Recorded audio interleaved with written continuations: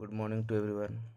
आज हम लोग कक्षा 10 की हिंदी पाठ्य पुस्तक कविता या दंतृत मुस्कान के शब्दार्थ और सारांश को पढ़ेंगे और इस कविता के माध्यम से जो कवि है वो क्या कहना चाहता है उनके बारे में पढ़ेंगे। ये इनका शब्दार्थ है, इसका आप स्क्रीनशॉट ले सकते हैं।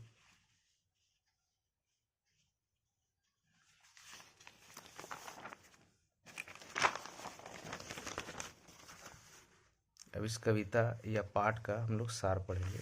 इस सारांश इस कविता के माध्यम से कवि जो है वो क्या कहना चाहते हैं। यह दंतृत मुस्कान कविता के कवि जो है वो नागार्जुन है।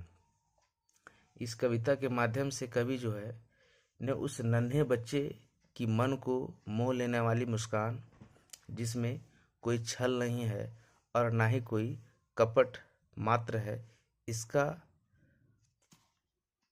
जो खूबसूरती है यानी उसको बहुत खूबसूरती से वर्णन किया है। यानी इस कविता में बच्चे की मुस्कान के बारे में बताया गया है कि उसका जो मुस्कान है कितना आकर्षक है, खूबसूरत है, मनमोहक है, उसके बारे में बताया गया है।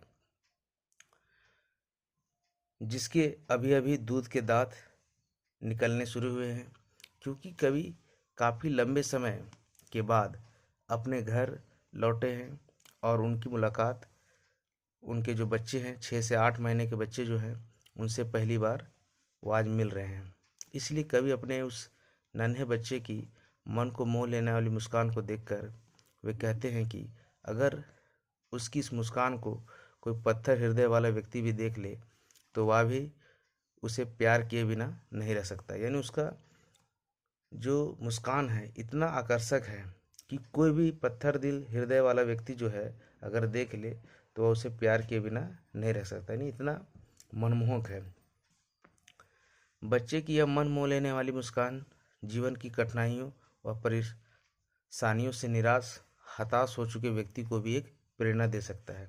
और जब एक व्यक्ति जो जीवन से हताश हो चुका है, निराश हो चुका है, अगर इस बच्चे की मुस्कान को अगर देख ले तो उससे वो प्रेरणा ले सकता है। यानी प्रेरणा का स्रोत बताया गया उसकी मुस्कान को। कवि को उस नन्हे बच्चे को देखकर ऐसा लग रहा है जैसे कमल का फूल किसी तालाब में नहीं बल्कि उसके घर के आंगन में ही खिल आया हो, और कवि को ऐसा प्रतीत होता है कि उसकी छू लेने मात्र से बांस या बबूल के पेड़ जो हैं उससे शेफालिका के फूल गिरने लगेंगे। क्योंकि कवि अपने नवजात शिशु से पहली बार मिल रहे हैं तो बच्चा अपने पिता यानी कवि को पहचान नहीं पाता है, लेकिन कवि इस बात का कोई अफसोस नहीं करते हैं। उसकी माँ अर्थात अपनी पत्नी और उस बच्चे को धन्यवाद भी देते हैं। कहते हैं कि अगर तुम्हारी माँ ना होती तो तुम इस धरती पर कैसे आते और मैं तुमसे कैसे मिल पाता। यानी तुम्हारी माँ ही तुम्हें इस धरती पर लाई है और तुम्हारा मुझसे मिलन करवाया है। यानी उसको माँ को साधन बताया गया है और साथ ही साथ उसके माँ को भी धन्यवाद दे रहे हैं, क्योंकि उसके माँ के कारण ही आज कवि का जो है उनके बच्चे से मिलन हुआ, यानी मिल पाया है। तो बच्चे और उसकी माँ दोनों को वो धन्यवाद करते हैं, जिसके लिए मैं तुम दोनों को धन्यवाद देता हूँ।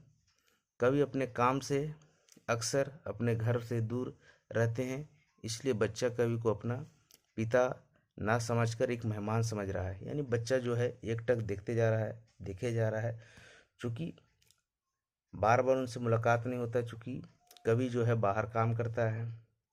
तो इसलिए जब आज वो बहुत दिनों बाद मिलने आया है तो बच्चा उसे एक मेहमान के दृष्टि से देख रहा है, उसे मेहमान समझ रहा है और पहचानने की कोशिश में उन्हें लगातार देखे जा रहा है। तो इस पाठ में एक पिता और बच्चे का प्रेम को दिखाया गया है कि किस प्रकार से एक बच्चा जो है और एक पिता जो है अपने बच्चे से किस प्रकार से प्रेम करते हैं। यानी उसके बच्चे के मुस्कान में उसे दुनिया की हर एक सुख दिखाई देते हैं।